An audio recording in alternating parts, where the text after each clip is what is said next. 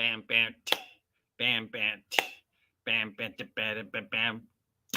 You see me now, the veteran of 1,000 OGL wars. My mind is a window, there's so much to explore.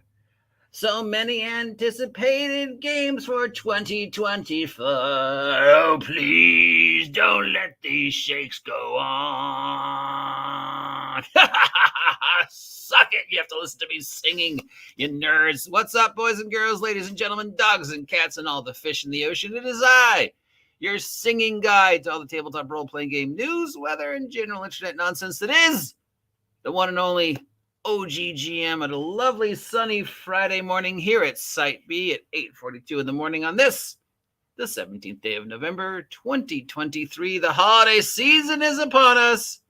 The rush towards Black Friday and then the end of the year has begun. And of course, we cannot talk about the end of the year without once again taking a look at this week's collection of veterans of the OGL War.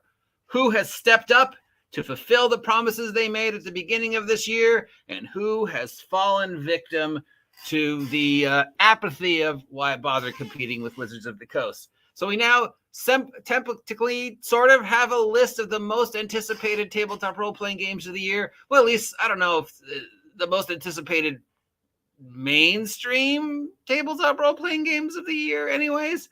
Got at least 3 of these. They all pretty much read the same now. The one people have been very excited about, curious about, is the MCDM RPG Tactical Heroic Role-Playing, because we know so little about it other than it's probably more of a 4E retro clone and then 5E retro clone. Or a happy medium of 2.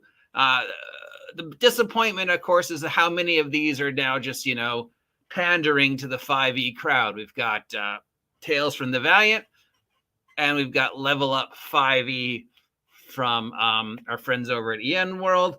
We've got the DC 20, which kind of, I guess, is maybe coming out, but it's not on the list.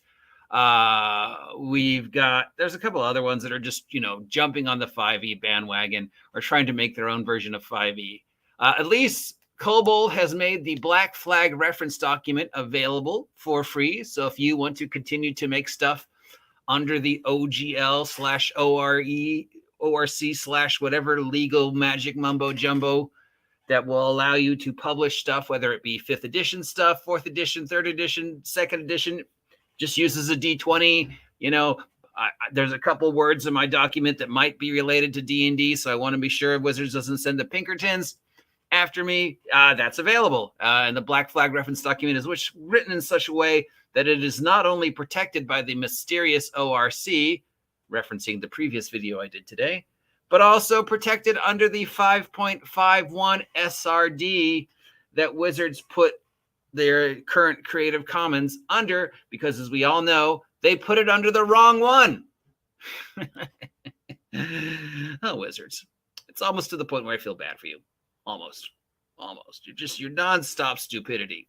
It is like sometimes you're just like, are you doing this on purpose? Are you just trying to see how much stuff you can get away with? So, yeah. Same with the Level Up Advanced 5e SRD. That is available, and you are available to use it if you want to make stuff for anything that is even vaguely related to 5e. That is available as well. And if you want to make stuff for either Tales from the Valiant or any of the other things, or Level Up 5e or any of the things, both of these are available to be used for your general enjoyment. And as always, there's links to those down below. And the rest of the Veterans of the Psychic Wars, or Veterans of the OGL Wars, is MCDM using Roman numerals? Probably.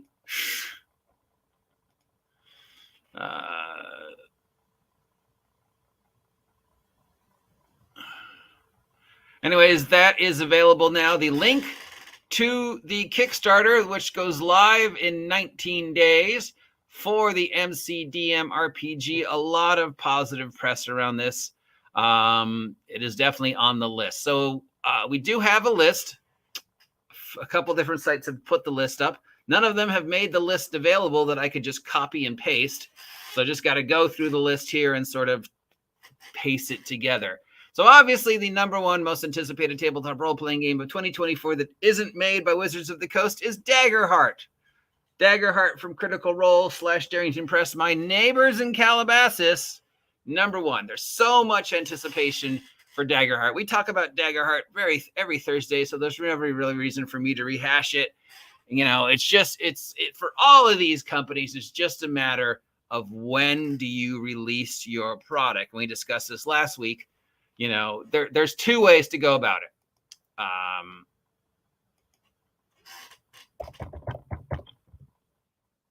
You release it before Wizards of the Coast makes 2024 D&D available. We don't know when that's happening. We still don't really have a date.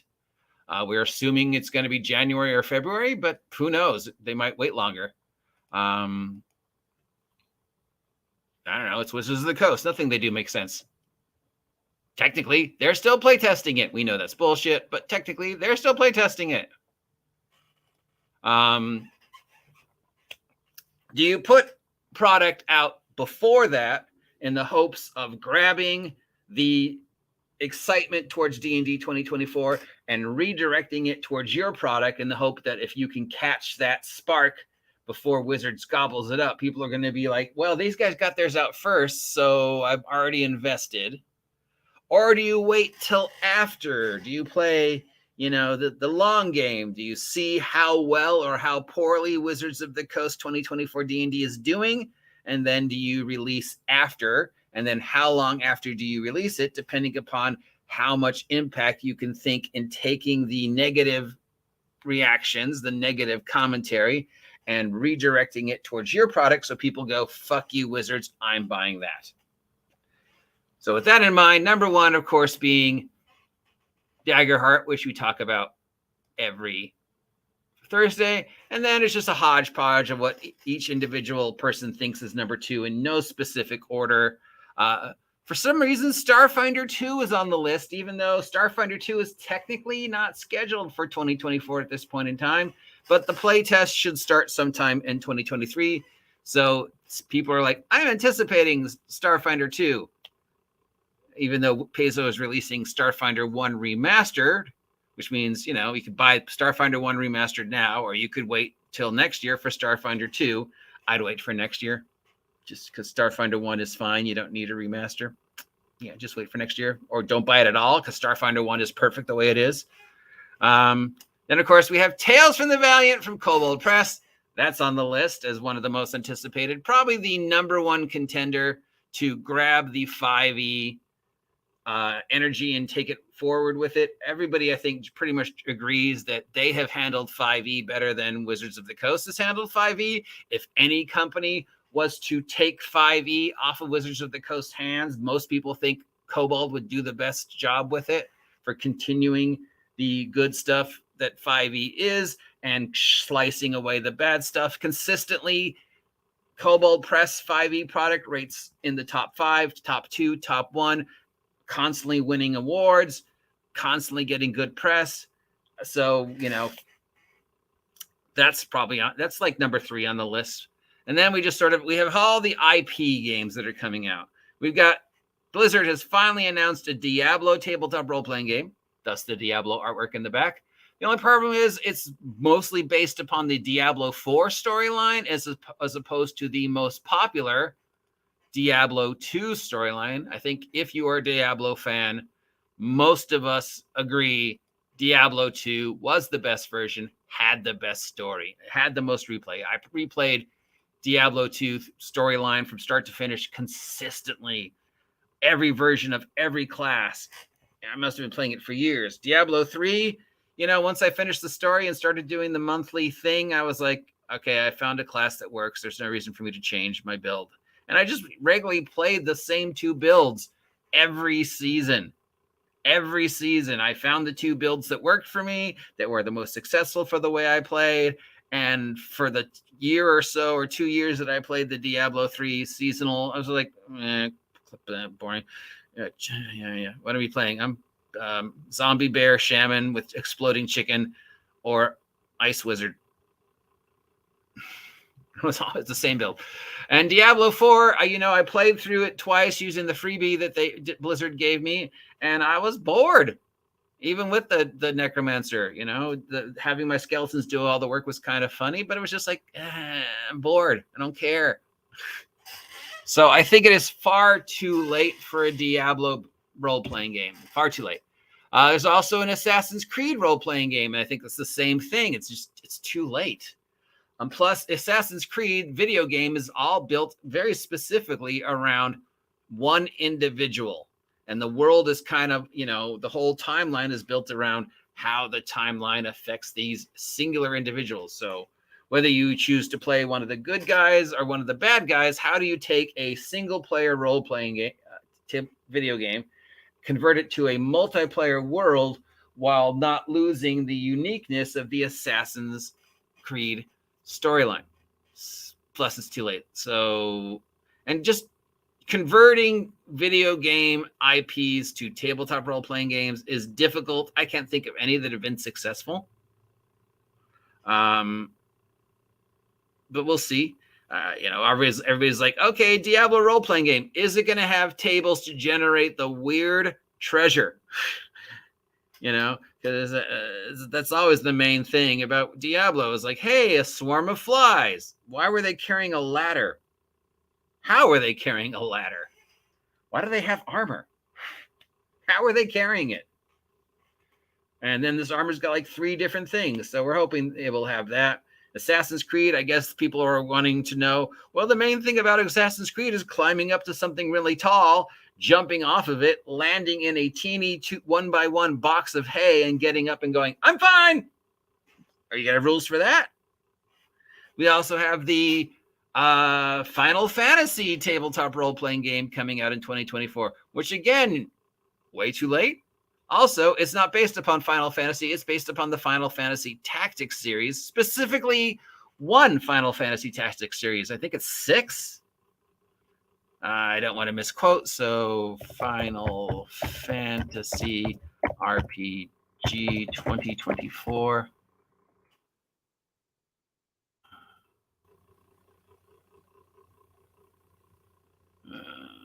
Nope, that's the video games. Every time I try to look up role-playing games, this goes, these are the most anticipated. Oh, yeah. Final Fantasy 14. Set for release in 2024. So that is a Final Fantasy Tactics game, not a Final Fantasy game. It has nothing to do with Cloud and Sephiroth, but it's completely different. But it will have the little, white, red mages and black mages who look like Orko from He-Man. Were the red mages first or was Orko first? Because I know I saw Orko before I saw red mages in Final Fantasy, but whatever. So yeah. And of course, because it's Final Fantasy, you're going to want to know, well, what are the rules for summons? Because that's a huge aspect of the Final Fantasy. And more importantly, what are the rules for ridiculously large swords?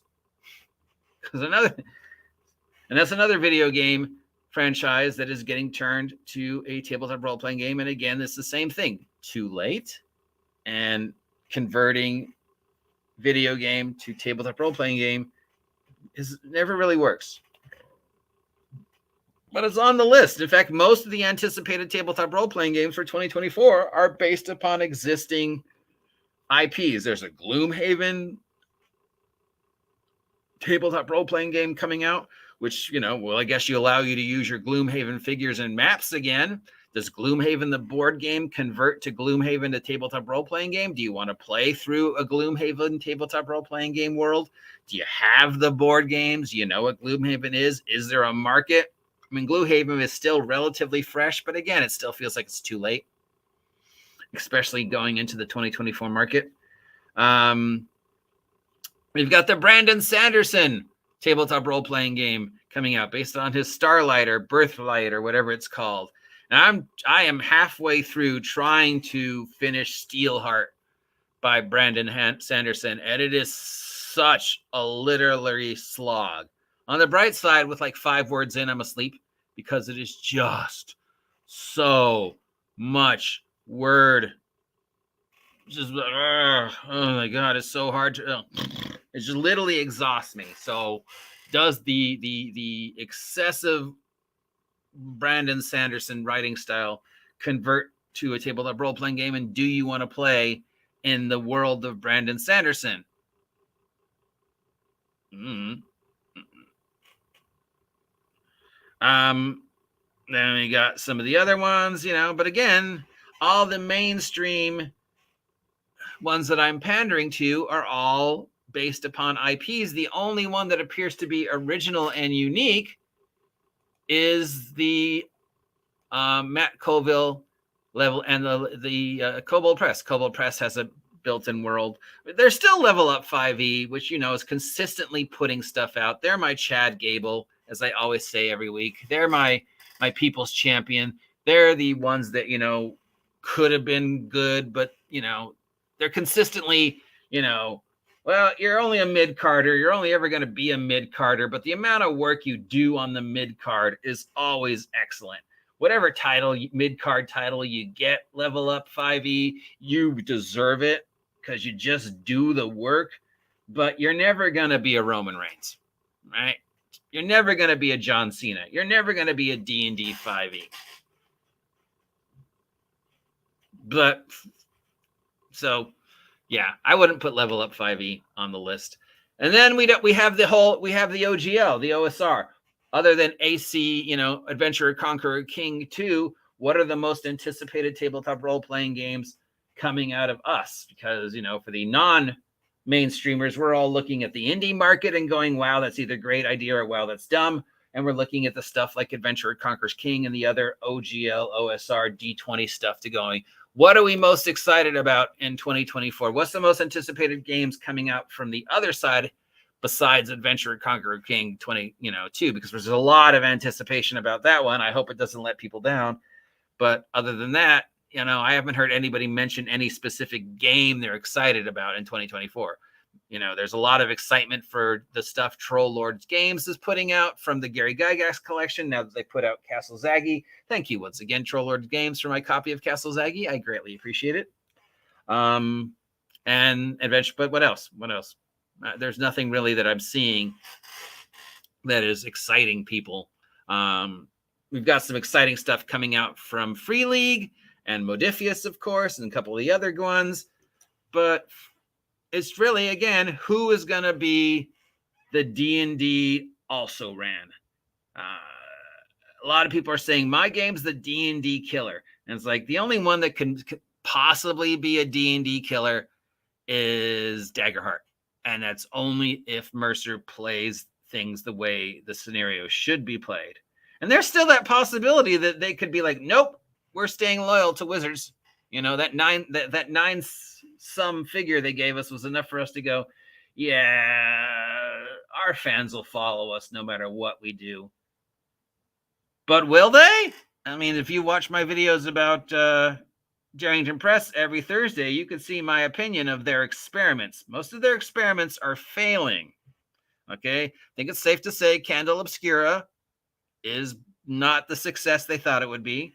I think it's safe to say that MIDST is not the success they thought it going to be. I'm not even sure the Mortal Kombat was the success they thought it was going to be.